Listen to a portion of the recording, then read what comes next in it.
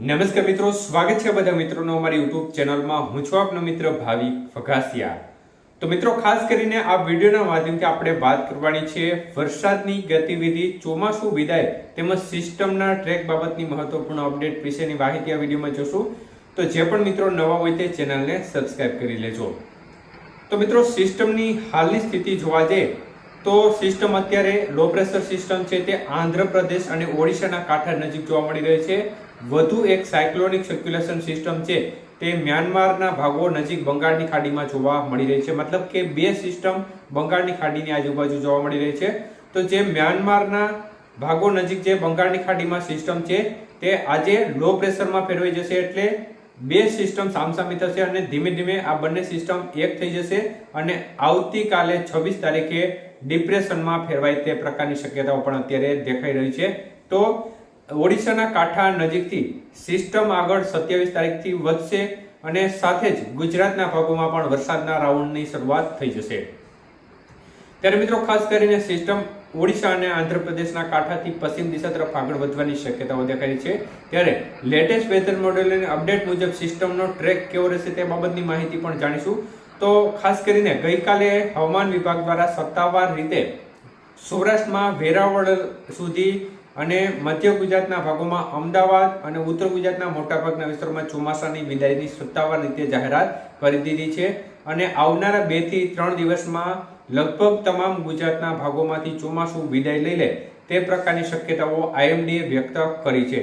તો ચોક્કસપણે આ વખતે પણ આઈએમડી થોડી ઉતાવળ ચોક્કસપણે કરી છે, કારણ કે સામે વરસાદનો રાઉન્ડ દેખાઈ રહ્યો છે અને એવા સમયે એમને ગુજરાતના ભાગોમાંથી ચોમાસાને વિદાય આપી છે અનેક વિસ્તારોમાં। ત્યારે ચોક્કસપણે આ વખતે પણ આઈએમડી છે તે વિદાય આપવામાં ઉતાવળ કરી રહ્યું તેવું લાગી રહ્યું છે।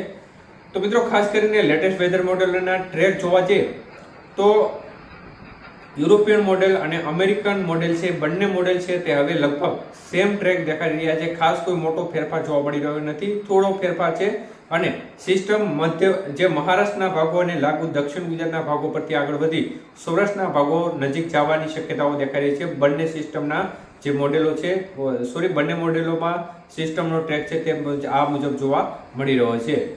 તેમજ ભારતીય આઈએમડી એટલે કે જે આઈએમડી દ્વારા જે સિસ્ટમના ટ્રેક બાબતની અપડેટ છે તે અત્યાર સુધી પૂર્વ દિશા તરફ લઈ જાય તે પ્રકારની શક્યતાઓ છેલ્લા 4-5 અપડેટમાં જોવા મળતી હતી, પરંતુ જે નવી અપડેટ છે તે મુજબ હવે સિસ્ટમ 3 તારીખ સુધી એ મધ્ય ભારતના ભાગો સુધી લઈ આવી રહ્યું છે અને 4 તારીખે સિસ્ટમને આગળ ધકેલી રહ્યું છે। એટલે હજી પણ એ વિચારમાં છે કે સિસ્ટમને કઈ બાજુ લઈ જવી, પરંતુ ચોક્કસપણે હવે મધ્ય ભારતના ભાગો સુધી તે લઈ આવી રહ્યું છે। એટલે હવે એક જ અપડેટમાં લગભગ તમામ મોડેલો છે તે સેટ થતા નજરે પડી જશે અને વરસાદનો રાઉન્ડ આવે તે પ્રકારની શક્યતાઓ હવે 80 થી 90% જેવી ફાઇનલ દેખાઈ રહી છે।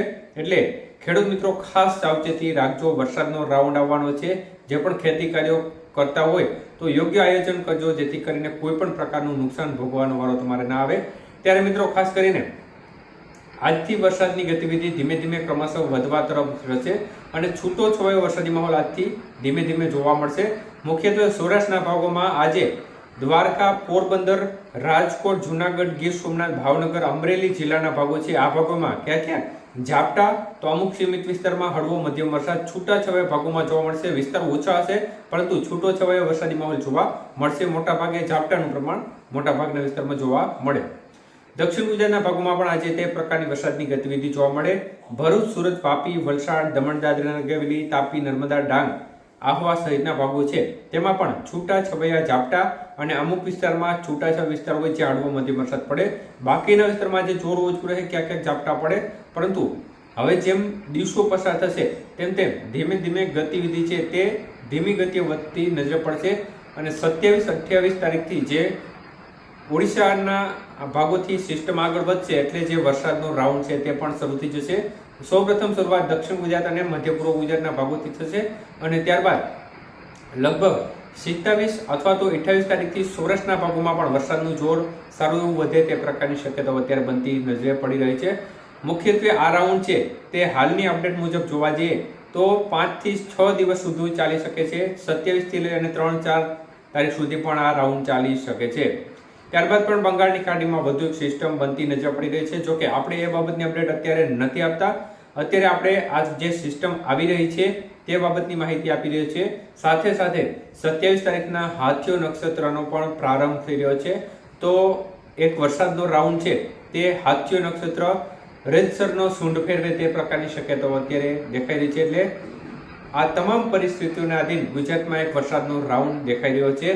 વધુ અસર હાલના લેટેસ્ટ અપડેટ મુજબ સૌરાષ્ટ્રનો ભાગ, દક્ષિણ ગુજરાત, મધ્ય પૂર્વ ગુજરાતના ભાગોમાં રહેવાની શક્યતાઓ દેખાઈ રહી છે.